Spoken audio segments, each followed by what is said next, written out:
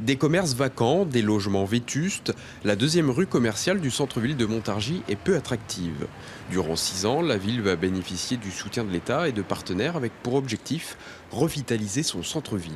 Le problème de ces villes moyennes, ce sont des villes qui ont perdu de la population, qui ont perdu un périmètre industriel, avec les conséquences sur le commerce, sur l'habitat dans la ville, la détérioration de l'habitat, le manque de personnes vivant dans le centre-ville et la désertification des centres-villes, et donc de l'attractivité. 220 communes vont se partager une enveloppe de 5 milliards. Ce sont les maires qui décident des projets prioritaires. À Montargis, ils sont liés au commerce et à l'urbanisme, comme la réhabilitation de cette place.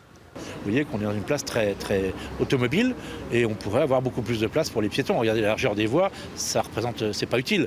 On peut faire circuler les voitures dans des espaces plus contraints, elles iront moins vite et puis surtout on aura plus de place pour les piétons, les terrasses de café, de restaurants et les commerces qui voudront s'étendre et puis le parking aussi.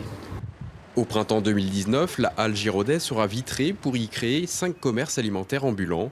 D'autres projets à l'échelle de l'agglomération participeront à doper l'attractivité du territoire. L'aménagement d'un port de plaisance, coût 10 millions d'euros pour 3 ans de chantier.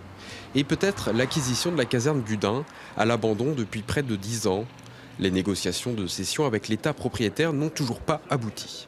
On a bon espoir dans les prochains mois, disons, de pouvoir céder, l'État pourra céder ce site à la collectivité qui ensuite en disposera pour faire ses projets. Avant tout projet, patience, les bâtiments cachés par cette forêt devront être démolis et le site dépollué.